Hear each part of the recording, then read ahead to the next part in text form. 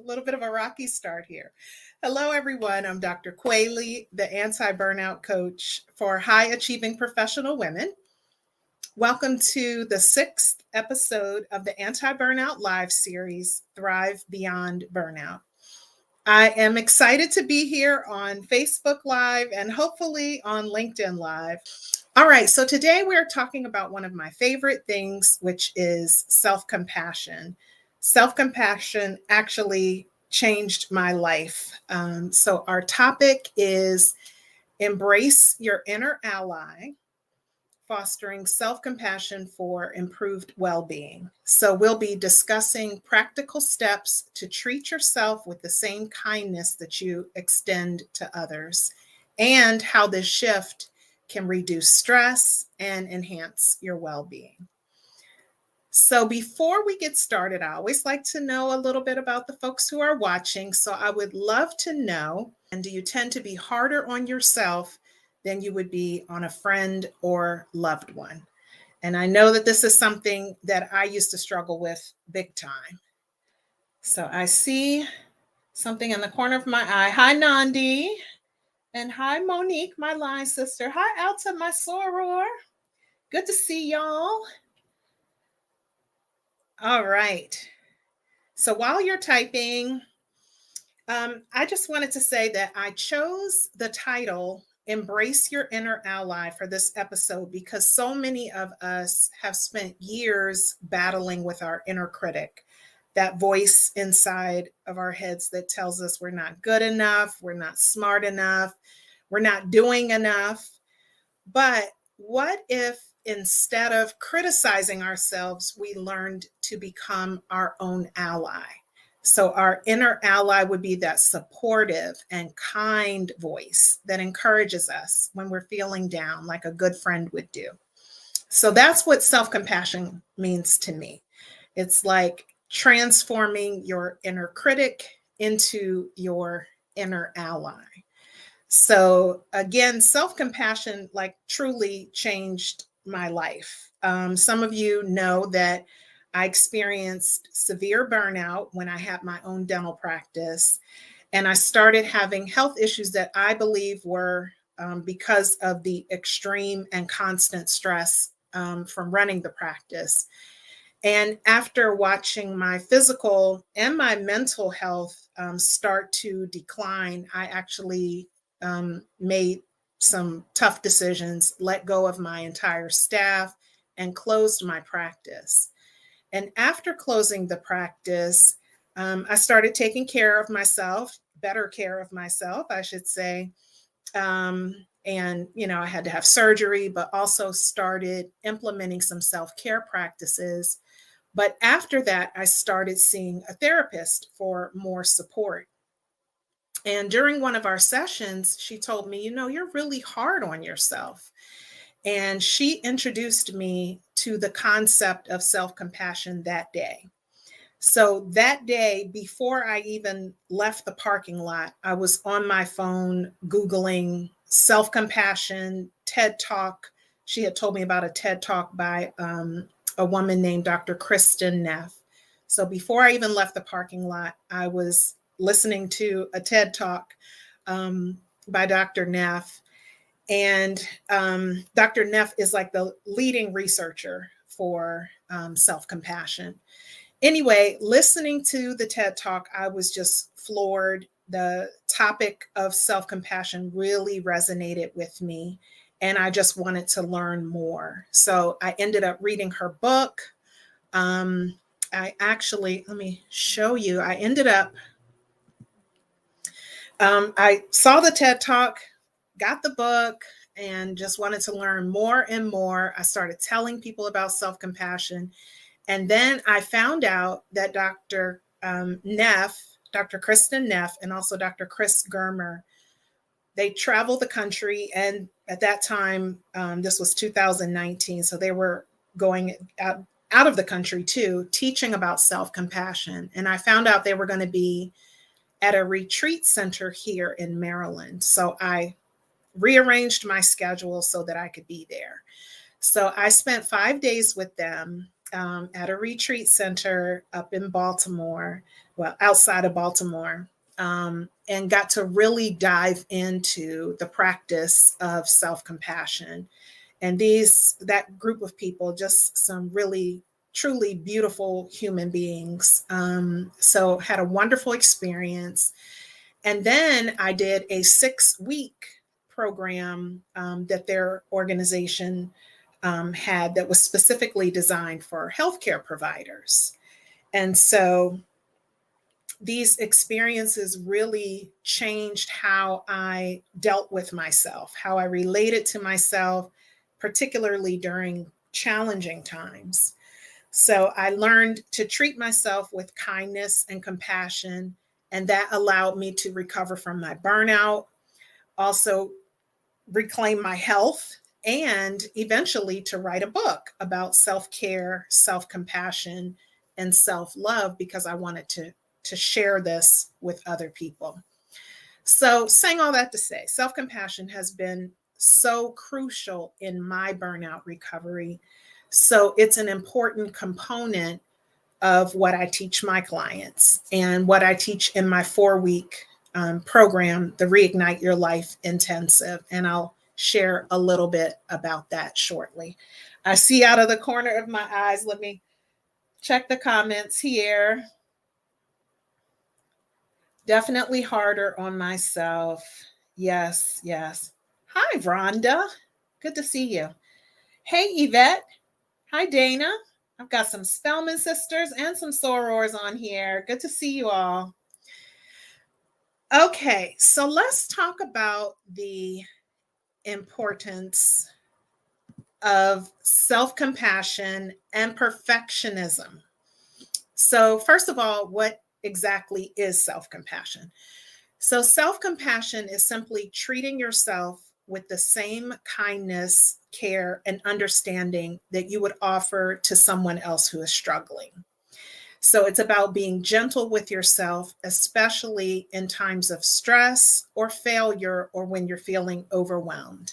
So there's a lot of research indicating that self-compassion helps with stress and anxiety and even motivation, and it contributes to our resilience and overall well-being. So there's 3 core components of self-compassion as categorized by Dr. Kristen Neff, that leading researcher on self-compassion. The 3 core components are 1, self-kindness, and that is being kind and understanding toward yourself when you make mistakes or face challenges. 2, common humanity, and that's recognizing that everyone makes mistakes, everyone faces difficulty, and that you are not alone in your struggles. And 3, mindfulness. And this is allowing yourself to experience emotions without judgment and without suppressing or exaggerating them. So these 3 components, self-kindness, common humanity, and mindfulness, work together to create a mindset that allows for greater resilience, peace, and self-acceptance.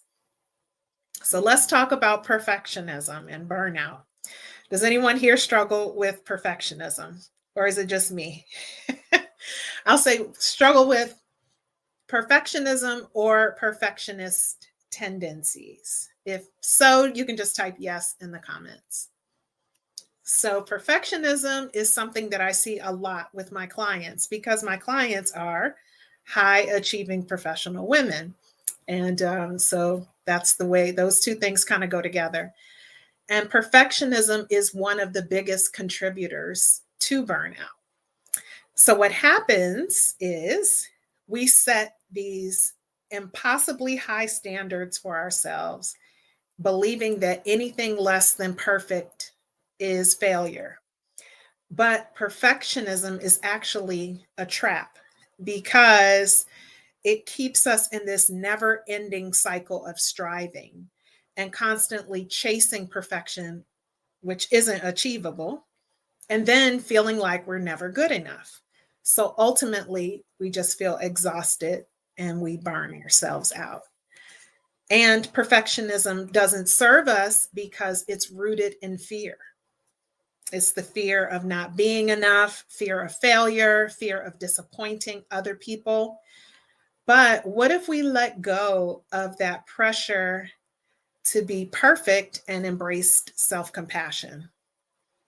What if we allowed ourselves to make mistakes and grow from them rather than punishing ourselves for every little slip up and like beating ourselves up all the time? So when we practice self-compassion, we actually create room for growth. And we start to see that our worth is not tied to how perfect we are or how productive we are, but to our inherent value as a human being.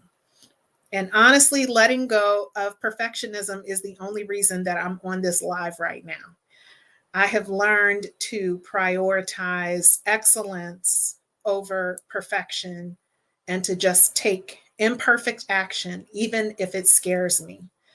And so this has played a significant role in my personal growth. And I invite you to begin leaving perfection behind as well.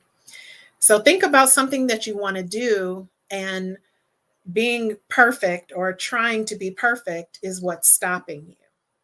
One of my mentors says, done is perfect. So now I have these things written all over the place. Imperfect action, done is perfect. But if done is perfect, just do it, but be kind to yourself along the way. Let me just check these comments. Okay, so let's talk about practical strategies for embracing self-compassion. So, as I mentioned earlier, self-compassion has been a life-changing practice for me. And it's a key part of my book on self-care, self-compassion, and self-love. So on page 124 of my book, there is a section entitled 10 Actionable Steps to Make Self-Compassion a Lifestyle. So here are 10 self-compassion strategies that are listed in the book, and I've added a little bit more just for our discussion tonight. Okay, so 1, speak kindly to yourself. This one is so important. When I started paying attention to how I was speaking to myself, I was appalled at some of the harsh things I was saying to myself. So please talk to yourself the way you would talk to a close friend. Uplifting, kind, understanding. And when you make a mistake, and you will, offer yourself words of encouragement rather than criticism. Treat yourself with the same compassion that you would extend to someone you love. Okay, so that's 1. 2, forgive yourself and move forward. So everyone stumbles. Instead of beating yourself up, learn from the experience, forgive yourself, and move on. Mistakes are part of being human, and self-compassion is about allowing yourself to be imperfect without shame. Okay? 3, mindfulness. Be present in the moment without judgment. So I think of mindfulness as being right here, right now, not in the past, not in the future, but right here. So mindfulness allows you to recognize your thoughts and emotions without getting caught up in them. And it helps you to respond to challenges with a calmer mind. 4, journaling. Take time to write down your thoughts and feelings. Journaling is a powerful way to process emotions and to reflect on your experiences with compassion. Let go of what's weighing you down by putting it on paper. No judgment, just release. 5, affirmations. Use positive affirmations to reinforce self-compassionate thoughts. So have a go-to list when you're feeling down. You can try phrases like my favorites: I am worthy, I am loved, I am enough. I am worthy, I am loved, I am enough. These affirmations remind you of your inherent value, even when life gets tough. And research shows that repeating affirmations out loud is most effective. There have been some studies that show that repeating affirmations can actually cause physical changes in the brain that impact your self-view and can lead to positive behavioral changes. So make a point to say your affirmations out loud. 6, avoid comparisons. This is a big one. It's so easy to compare ourselves to others, but everyone's journey is different and your path is uniquely beautiful. Instead of measuring yourself against others, focus on your own progress and the growth that you have achieved. And I have to say this about avoiding comparisons, because many times when we are comparing, it's not even a fair fight. We're comparing our regular life to someone else's highlight reel on Instagram or whatever. So always remember that folks are not typically posting their regular life. And so what you're comparing to is not necessarily the real thing. And you never know what people are actually struggling with. So the bottom line is you're one of a kind. Do you, boo? Okay. 7, self-compassion breaks. You can take short breaks to offer yourself kindness. And if you're interested, Dr. Kristen Neff's website, www.selfcompassion.org. There's 2. There's one that's .com, which is different, but selfcompassion.org. There's a tab that says practice, and you can go there and do different kinds of activities, but one of them is called a self-compassion break. 8, gratitude practice.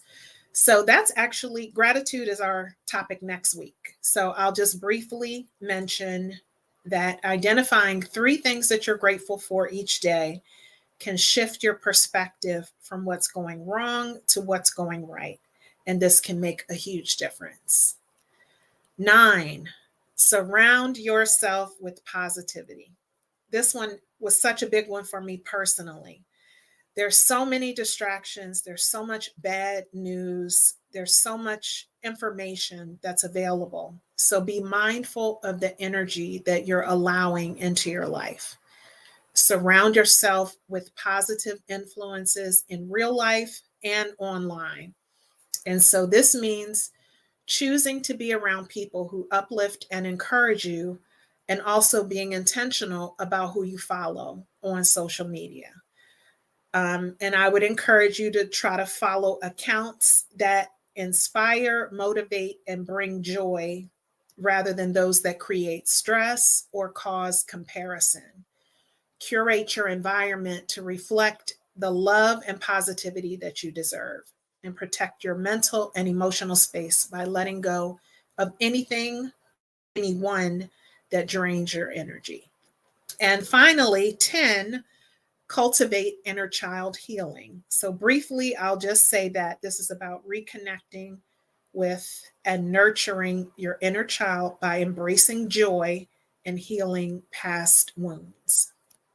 So when I think about self-compassion, I think about 2 things. The first thing is I'm often saying to myself, I am here for you, sort of like I would do with a friend.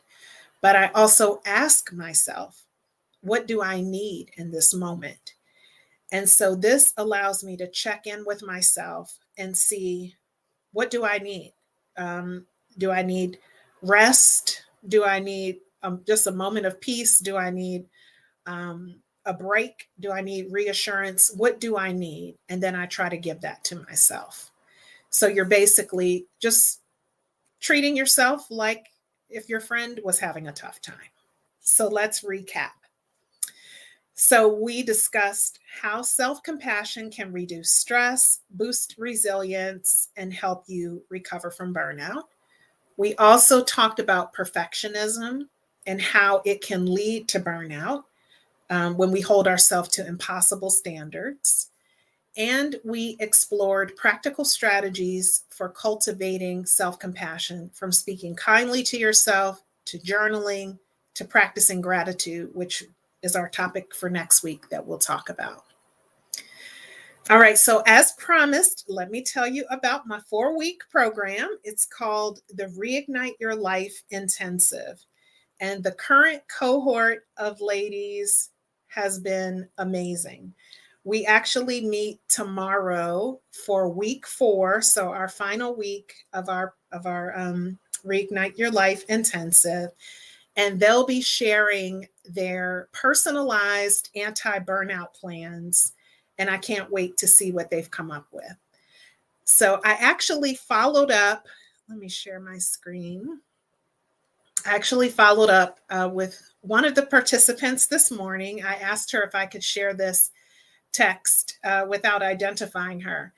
But last week, after we discussed boundaries in the Reignite Your Life intensive program, she mentioned that she was going to require her colleagues to schedule meetings with her rather than just walking into her office to ask questions. So I asked about it this morning, and this is what she said. So I said, did you make blank schedule a meeting with you rather than just coming into your office and asking a million questions, which was her way of saying it?